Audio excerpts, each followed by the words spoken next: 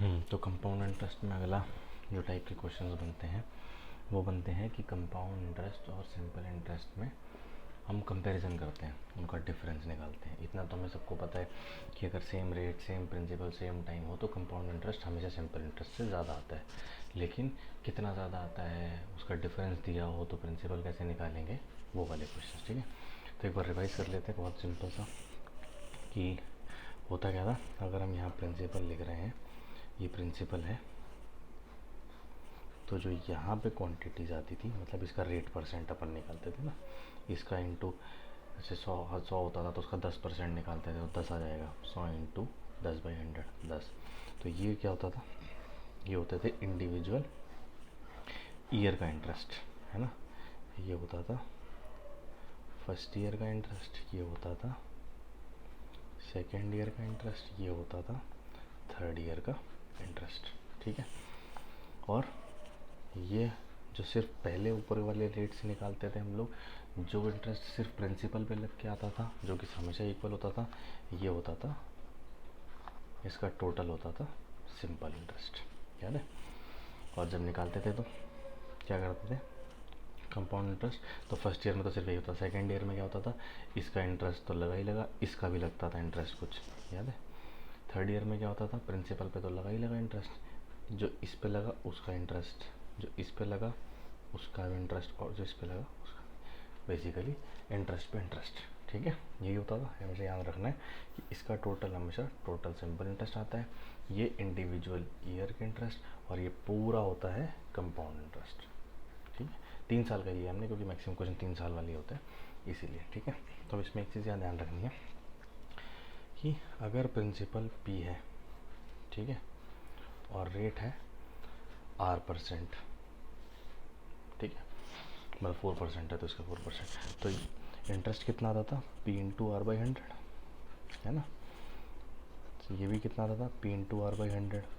और इस पे जो इंटरेस्ट लगाते थे क्या करते थे, जो भी क्वांटिटी आती थी उसका भी R%, मतलब P इंटू R/100 का R/100, तो क्या हो जाएगा, P इंटू R/100 का होल स्क्वायर, है ना। इस क्वांटिटी को क्या किया, बस R/100 से मल्टीप्लाई तो किया एक बार और, है ना। तो ये आता था सेकेंड ईयर का इंटरेस्ट। और थर्ड ईयर का इंटरेस्ट क्या निकालते थे, P इंटू R/100, तो इस पर लगाई, और इंडिविजुअल इन तीनों पे भी लगेगा, तो इस पे लगेगा तो क्या बनेगा, वही जो इस पे बनता है। इतना तो ऑब्जर्व हमने कर ही लिया होगा। इस पे जो लगेगा वो भी कितना बनेगा, P इंटू R/100 का होल स्क्वायर, और जो इस पे लगेगा वो कितना बनेगा, P इंटू R/100 का क्यूब, क्योंकि स्क्वायर तो है ही, एक और R/100 करूँगा तो क्यूब। तो ये हो जाता था थर्ड ईयर का इंटरेस्ट, ये सेकेंड ईयर का, और ये फर्स्ट ईयर का।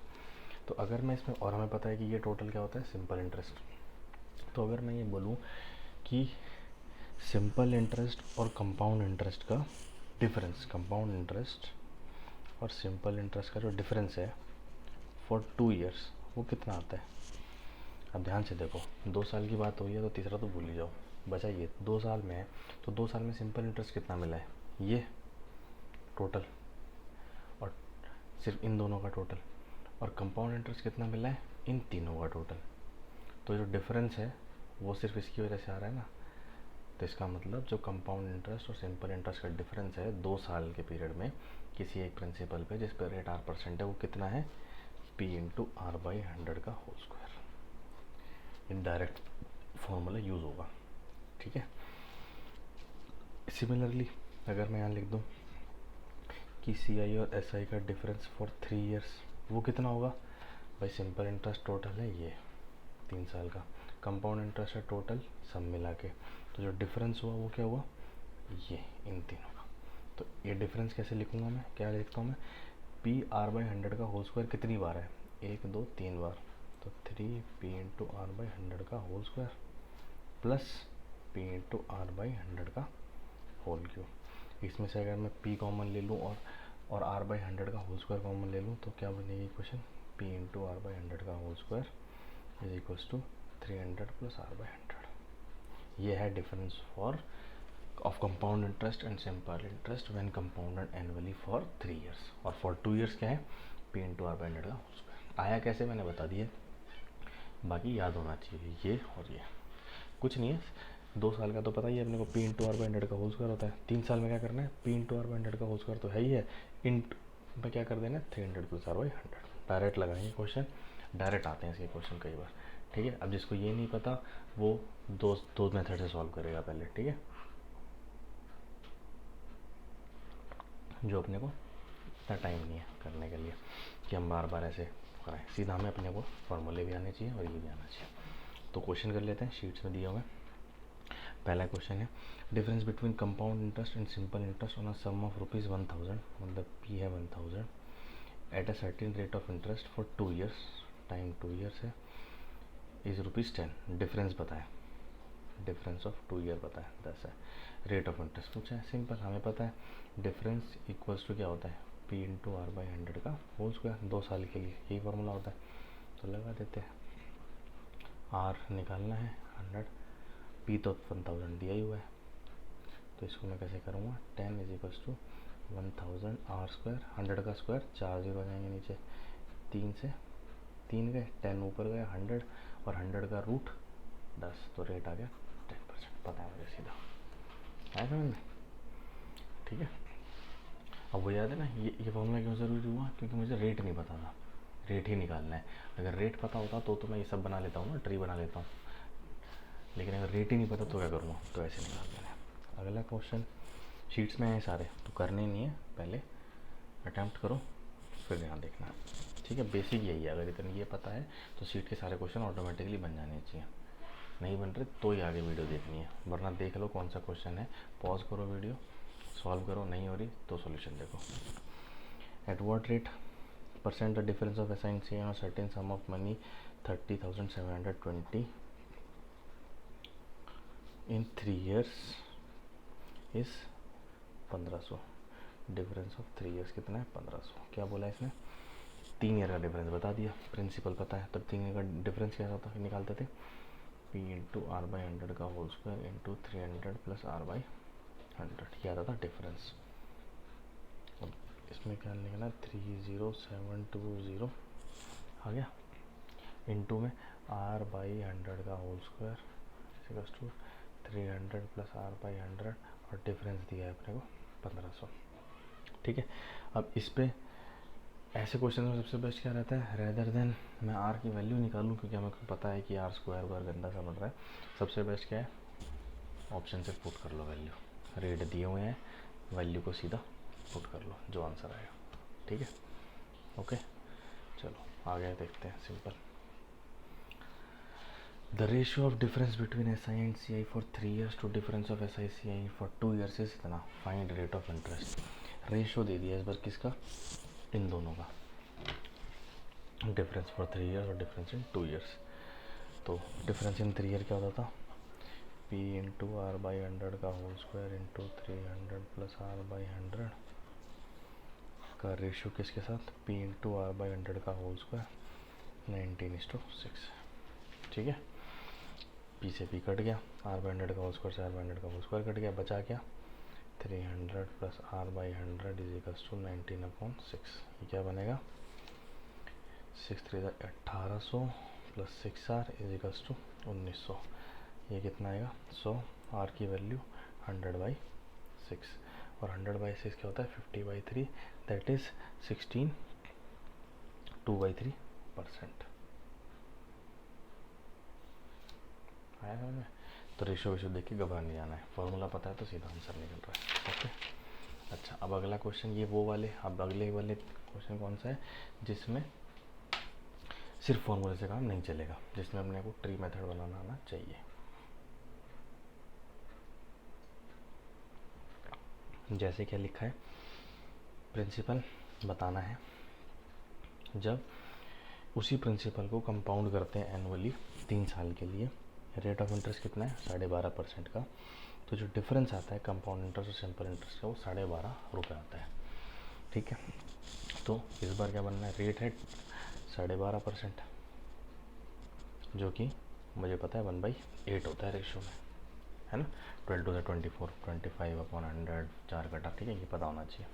और कितने साल की बात हो रही है, 3 साल की। तो जब भी मुझे ऐसे में ट्री मेथड बताना होता है, मैंने क्या किया था, रेट को फ्रैक्शन में चेंज करो और फ्रैक्शन का जो डिनोमिनेटर है उसको टाइम की पावर से मल्टीप्लाई कर दो।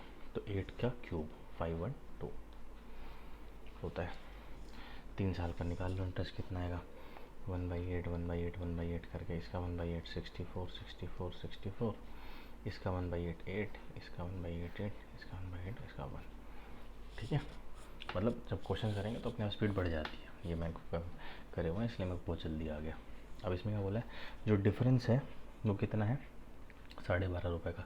तो जो कंपाउंड इंटरेस्ट और सिंपल इंटरेस्ट में डिफरेंस है वो कितना है, ये, क्योंकि सिंपल इंटरेस्ट टोटल ये है और कंपाउंड इंटरेस्ट टोटल ये है, तो जो डिफरेंस है वो ये है। कितना है, 8 3 24 25। तो ये जो 25 है यूनिट, इसकी वैल्यू कितनी है, 12.5 रुपये। प्रिंसिपल पूछा है, प्रिंसिपल क्या था, 512। देख लो, 12.5/25 इंटू 512 की वैल्यू निकाल लो।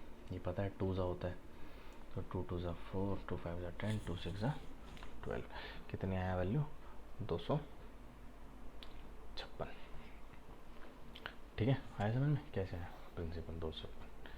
ठीक है, तो ये वो वाला मेथड है जहाँ पे ट्री मेथड से मैंने निकाल लिया, जहाँ पे फार्मूला भी कर जाएगा बट उसके लिए बहुत ज़्यादा दिक्कत हो जाएगी। तो पता होना चाहिए कब क्या लगाना है। अगला क्वेश्चन वही है, difference compound interest simple interest का 3 साल के लिए 11 दिया हुआ है, जहाँ पे रेट ऑफ इंटरेस्ट पहले साल का पता अलग है, सेकंड का अलग है, तीसरे का अलग है। तो इसमें क्या करना होता था कि भाई पहले का जो रेट ऑफ इंटरेस्ट है फर्स्ट ईयर का वो कितना है, 14 2/7%। इसको फ्रैक्शन में चेंज करेंगे तो ये बनेगा 1/7। सेकेंड ईयर का 16 2/3%, कितना आता है, 1/6। और 12 1/2%, 1/8 अपने को पता है। तो हमें ऐसे केस में क्या करना होता था, इन तीनों का एलसीएम ले लो। इन तीनों का एलसीएम कितना आएगा, 48 7 56 28 30 31 30 336। अब निकालते रहो इंटरेस्ट कितना आएगा। तो पहले का 1/7 है, दूसरे का 1/6 है, तीसरे का 1/8 है। ठीक है, और तो निकाल लो, 1/7 कितना होगा, 48, 1/6 कितना होगा, 56, इसका 1/8 कितना होगा, 42। ठीक है, डिवाइड नहीं कर रहा हूँ, मुझे पता है कि मुझे पता है जब मैंने एलसीएम लिया है तो जो इसका अगर एलसीएम लेते हैं अपन 1/7 1/6 और 1/8 का, तो ये 336 आ रहा है। तो मुझे पता है कि जो इस ये कितने का ये होगा, वही तो लिखते हैं यहाँ पे, तो वो कितने का होगा, इन दोनों का मल्टीप्लाई। सिमिलरली इसमें इन दोनों का मल्टीप्लाई, तो मैं वो चीज़ यूज़ कर रहा हूँ। अब इस पर कितना लगाऊंगा मैं, बताओ, इसका 1/7 या 1/6, सोचो, 1/6, क्योंकि सेकेंड ईयर का इंटरेस्ट रेट 1/6 है, वो तो फर्स्ट ईयर का था ना। तो 1/6 का कितना हो गया, 8। आया समझ में। अब इनमें लगाऊंगा तो मैं कितने लगाऊंगा, 1/8। तो 1/8 8 7 56, इसका 1/8 1, और इस पे 1/8 6 है ना, समझ में। और डिफरेंस कितना, और ये तो डिफरेंस कितना हुआ कंपाउंड इंटरेस्ट और सिंपल इंटरेस्ट का, ये 8 और 1 9 9 6 15 15 7 22। तो इसने बोला है कि 22 यूनिट्स की वैल्यू कितने हैं, 11 रुपये। प्रिंसिपल की वैल्यू कितनी है, 336 रुपये। तो 11/22 इंटू 336, 168। आया समझ में, प्रिंसिपल है 168 रुपीज़। तो ये ध्यान रखना है, जब भी इंटरेस्ट कंपाउंड इंटरेस्ट के क्वेश्चन में रेट ऑफ इंटरेस्ट हर साल का अलग दिया हो तो ऐसे बनाना है ट्री, उसके बाद वो कुछ भी पूछते सीधा अप्लाई। ठीक है, अगला क्वेश्चन कि सर्टेन सम ऑफ मनी,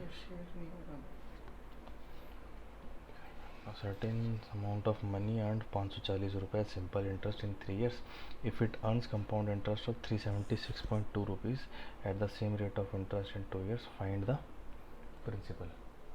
तो इसका प्रिंसिपल कितना होगा, कैसे निकालेंगे। अच्छा सवाल है, अगर ये होगा तो बाकी सारे क्वेश्चन हो जाएंगे। ठीक है, एक सेकंड लगा के देखो, पहले पॉज करके वीडियो, नहीं हो रहा तो फिर मैं करता हूँ।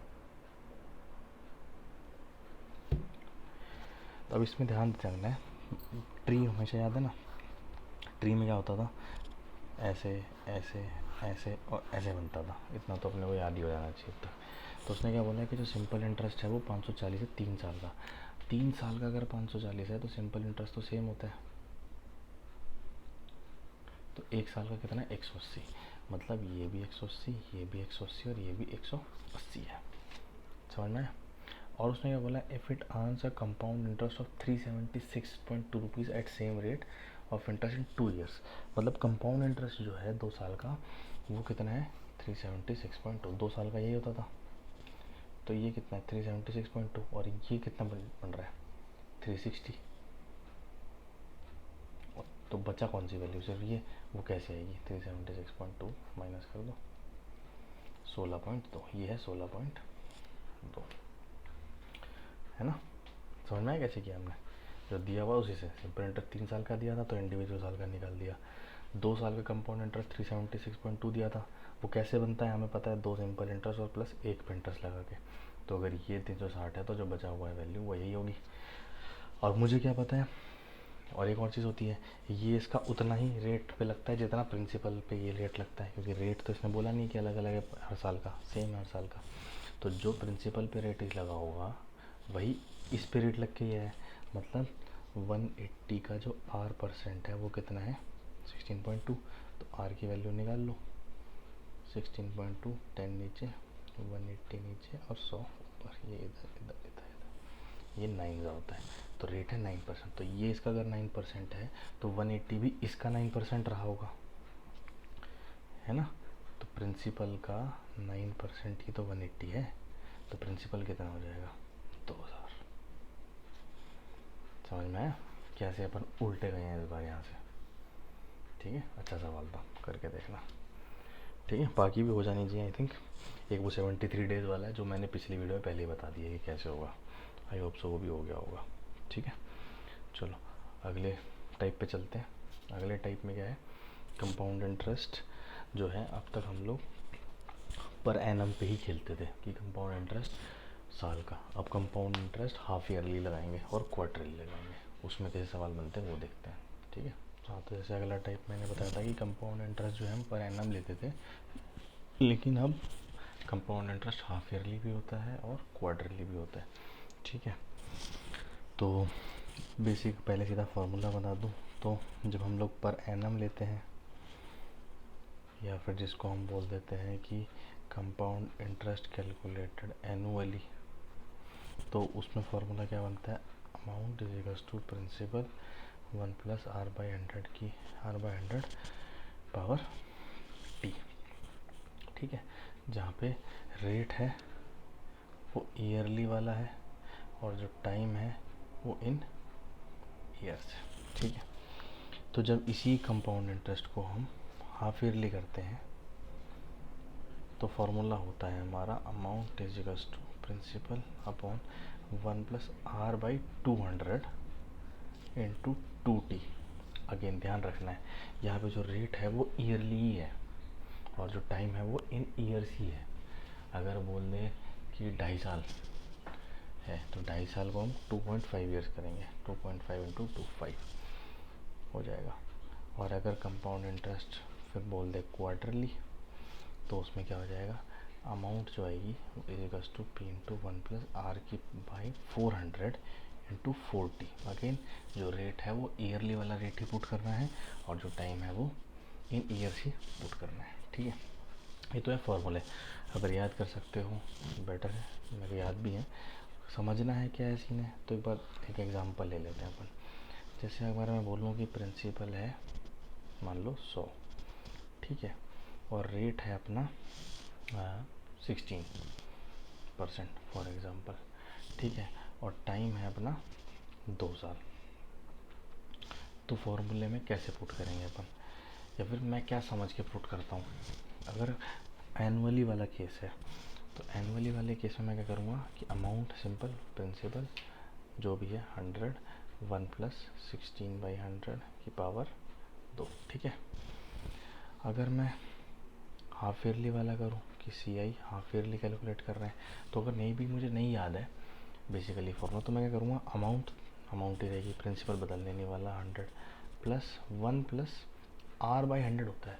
तो जो रेट है तो मेरे को दिया हुआ है 16% पर एनम है, तो अगर मैं हाफ ईयर करूँगा तो रेट कितना हो जाएगा, हाफ 16 का सीधा मैं करूँगा 8/100 और टाइम 2 साल है, तो 2 साल में कितने हाफ ईयर हुए 4, तो टाइम हो जाएगा 4।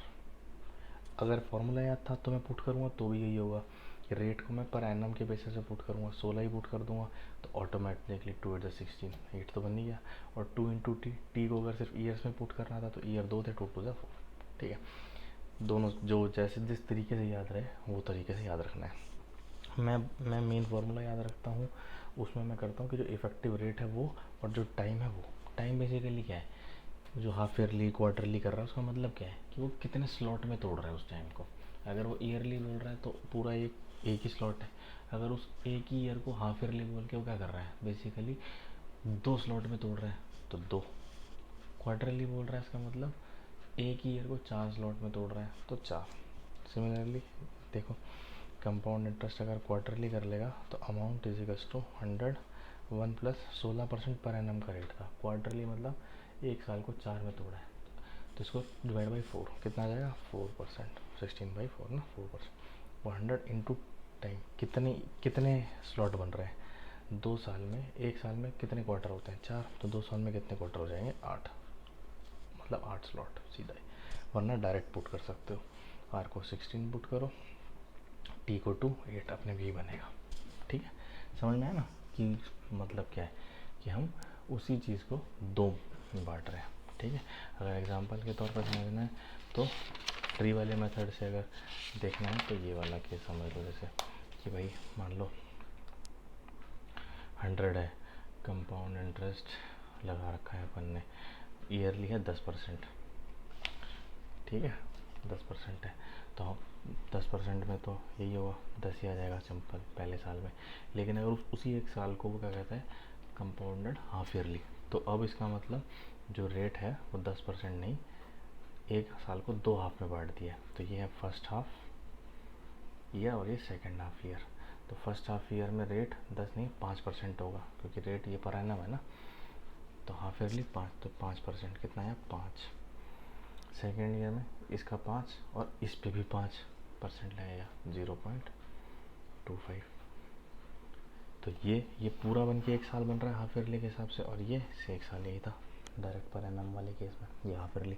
तो कितना रेट आया 5 + 10 पॉइंट, ये टोटल इंटरेस्ट आया 10.25। अगर मैं सेम प्रिंसिपल को सेम पर एनम के रेट से ईयरली में दूंगा तो 10 आएगा, लेकिन अगर हाफ ईयरली दूंगा तो 10.25 आ रहा है। ठीक है, तो इसीलिए अगर compound interest half yearly quarterly कर रहा है तो वो इसका मतलब वो और लालची है और वो ज़्यादा पैसा कमाना चाह रहा है। ठीक है, तो सिंपल अपने को फॉर्मूले में पुट करना है, आंसर आ जाएगा। तो पहला सवाल देखते हैं। 10,000 प्रिंसिपल दिया हुआ है अपने को, 2 साल की बात है, रेट है 4% पर एनम का, interest being compounded half yearly. तो कंपाउंड इंटरेस्ट बताना है, तो कैसे करेंगे। अगेन हाफ ईयरली में क्या आता था फॉर्मूला, R/200 इंटू 2T ये होता था ना।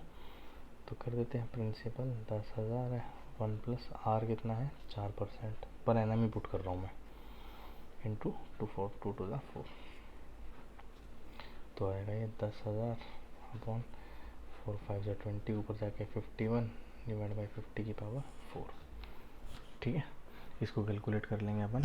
तो और ये तो आ गई अमाउंट, इसमें से 10,000 मुझे माइनस करना है, इंटरेस्ट चाहिए ना मेरे को, तो अमाउंट थोड़ी चाहिए, सिर्फ कंपाउंड इंटरेस्ट पूछा है। इसमें से अगर मैं 10,000 माइनस कर दूंगा तो कितना आएगा 824.32 आंसर। कैलकुलेट कर लेना बेसिकली, जब पूरी बात से डरना नहीं है। कैलकुलेट करने का आसान तरीका क्या, इस 10,000 कॉमन ले लो, 51 की पावर 4 माइनस 50 की पावर 4 अपॉन 50 की पावर 4, ऊपर a² माइनस b² बन गया ना। तो a² माइनस b² क्या होता था a plus B minus B, उससे कैलकुलेट हो जाएगा।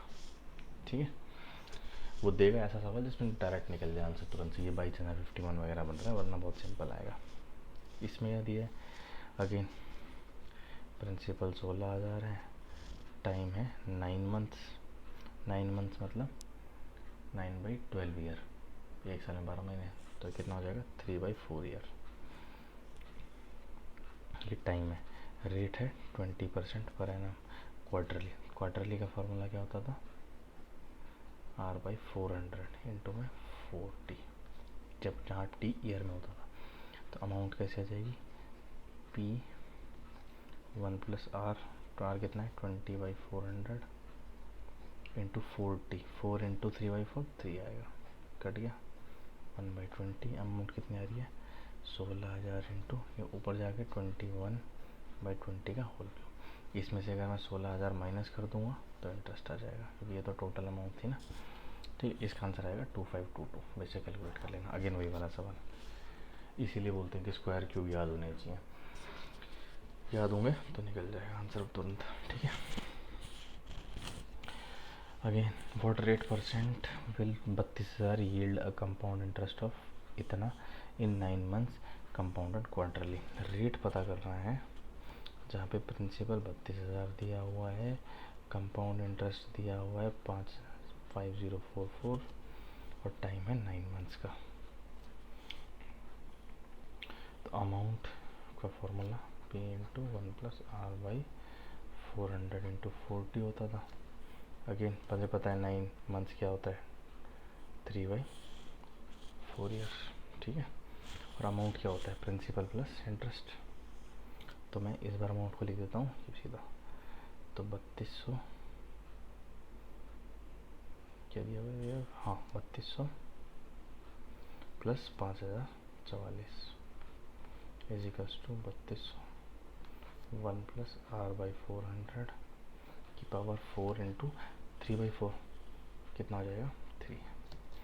इसको कर लूँगा तो ये आएगा 37044 अपॉन 3200 1+R/400 का क्यूब।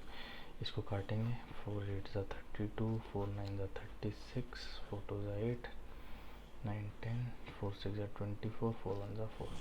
ये क्यूब है, इधर क्यूब रूट करेंगे तो मुझे पता है कि 8000 तो 20 का क्यूब होता है और ये 21 का। तो सीधा आ जाएगा अपना कि 1+R/400 जो है वो है 21/20। इधर जाएगा -1 तो 1/20 हो जाएगा।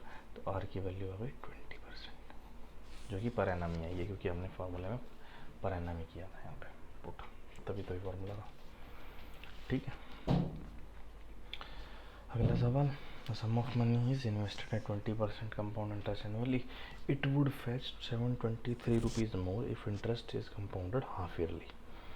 मतलब कि दोनों की अमाउंट में अगर सेम प्रिंसिपल से को 20% पे डालें एक साल के लिए, तो डिफरेंस आएगा वो 723 रुपये का आएगा। तो मुझे पता है अमाउंट जो नॉर्मल आएगी वो कितनी आती है P इंटू 1+R/100। T1 ही है इस केस में क्योंकि एक साल की बात हो रही है, और हाफ ईयरली के केस में क्या होता है P इंटू 1+R/200 इंटू 2, क्योंकि टाइम 1 होता है ना, एक साल है। तो ईयर में हाफ ईयरली में 2 स्लॉट बन गए। तो जो इसने बोला कि जो ये है वो इससे कितना ज़्यादा है 723 रुपीज़ ज़्यादा है। R पता है, P निकालना है, सिंपल क्वेश्चन। R20 है, ये 1/5 हो जाएगा, 5 + 1 6/5 तो 6P/5 हो जाएगा। और इधर P इंटू ये R20 है तो ये 20 है, ये 1/10 ऊपर जाके 11 तो ये जाएगा 121/100। इसको माइनस कर देंगे 723 इजिकल्स टू P 121/100 माइनस 6/5। 20 से मल्टीप्लाई डिवाइड कर देंगे तो नीचे 100 बन जाएगा, ऊपर 120 बन जाएगा, 1 आएगा 1/100। तो प्रिंसिपल आएगा 72300। ये है अपना प्रिंसिपल। ठीक है, और जो बोला है मैंने वही कर दिया। अगला क्या बोल रहा है कि डिफरेंस बताओ कंपाउंड इंटरेस्ट हाफ ईयरली और एनुअली में। जब 4000 को हम लोग लेंट कर रहे हैं 6% पर एनम के रेट से, कितने साल के लिए 1 साल 6 महीने के लिए। ठीक है, अब इस केस में क्या है प्रिंसिपल पता है, रेट पता है, और निकाल दो कंपाउंड इंटरेस्ट हाफ ईयरली और एनुअली वाला।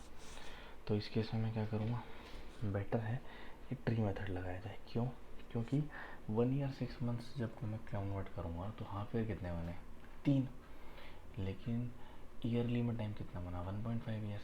और जब ईयरली के फॉर्मूले में तो जब टी पुट होता है तो ईयर में होता है, तो इसकी पावर कितनी आएगी 3/2 या 1.5। 1.5 कैसे सॉल्व करूँगा मैं, नहीं। तो बेटर क्या है कि मैं इसको ट्री मेथड से कर दूँ। तो 4000 है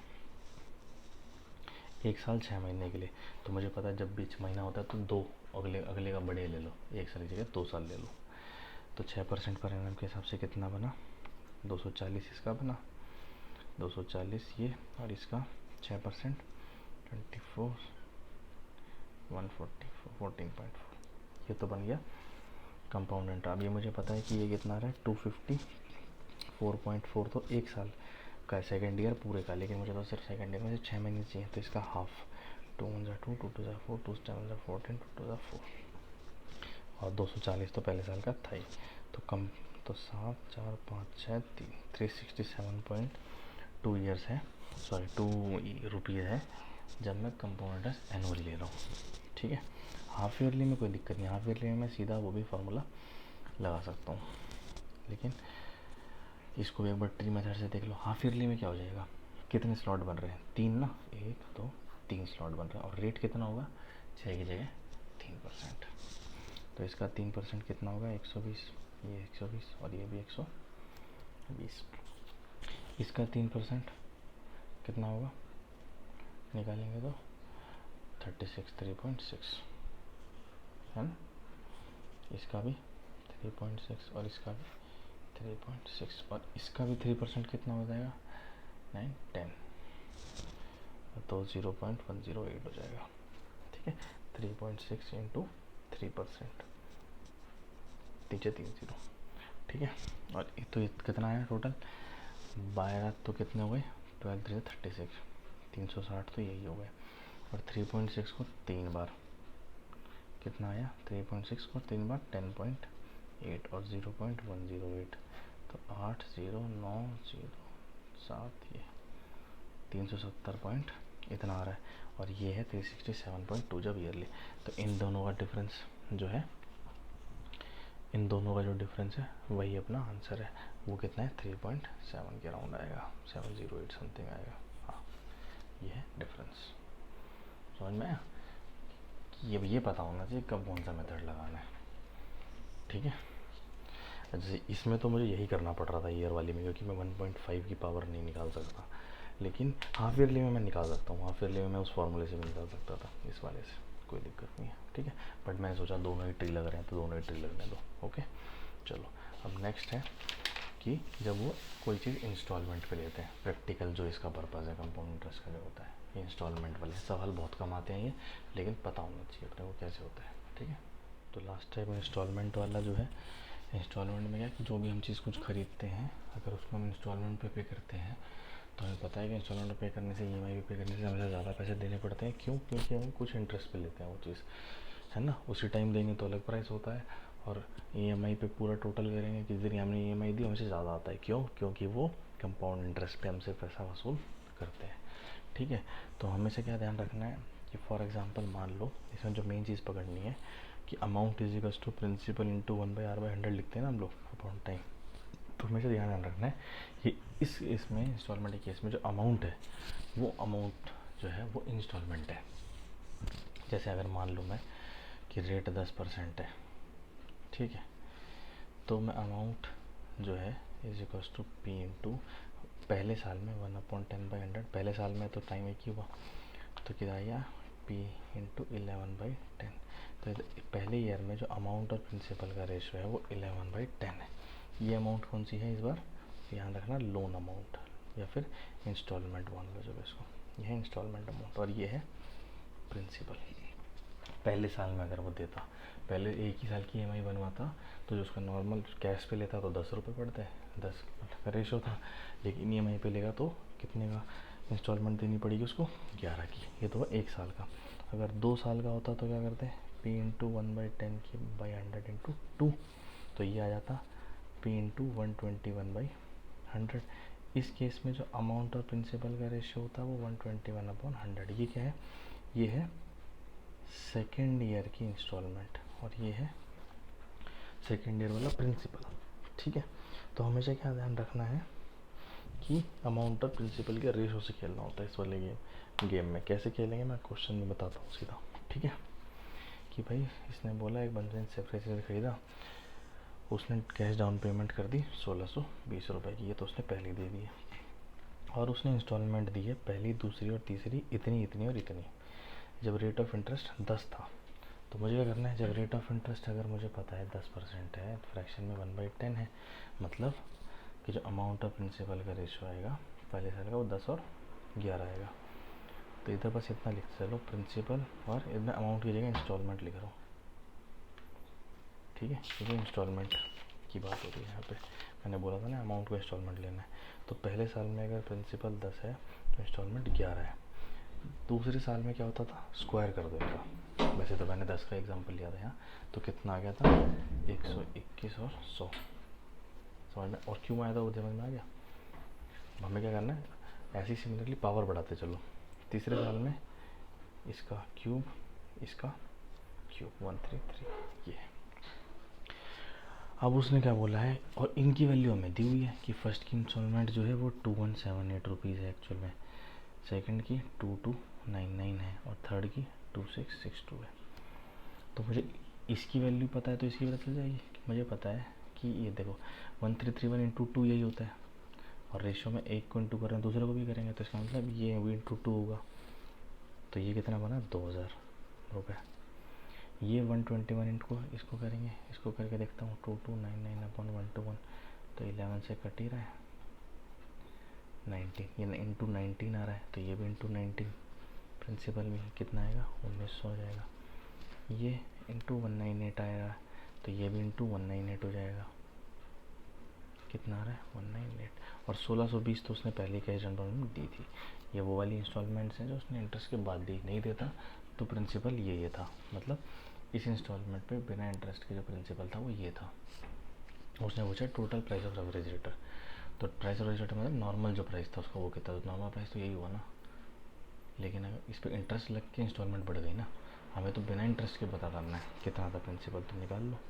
ये आ गया 8, ये 9 10 11, 9 10 16 17 और 3 4 5, शायद 5 7 8 आएगा। एक सेकंड में कैलकुलेशन चेक कर लेंगे। 0 था ना, मैंने करा नहीं, तो इसको करेंगे तो प्लस कितना हुआ है 0, 8 2 10 0, 9 9 18 19, 19 6 25 और ये 7, तो कितना आ गया प्रिंसिपल 7500।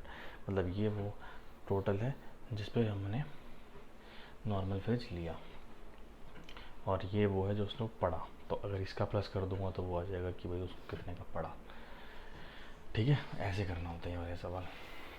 एक और देख लेते हैं, 3 ही है शीट में, मैंने तीनों ही करा रखे हैं, वैसे देख लेना। बैरोड मनी सिम्फनी repaying by 3150 at the end of first year and इतना at the end of second year. Compound 5% है, तो रेट 5% है, तो ये रेशो 120 है।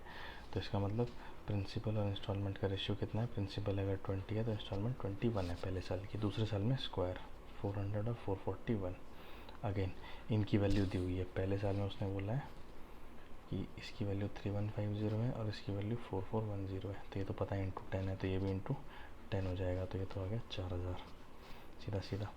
ये आ जाएगा 7 3 21, 7 4 28, 31 5 35 0 3 150 से मल्टीप्लाई, ये 150 से, ये इंटू 150 है तो ये भी इंटू 150, तो 0 0 4 5 6 7, मतलब इसकी वैल्यू कितनी थी 7000 थी।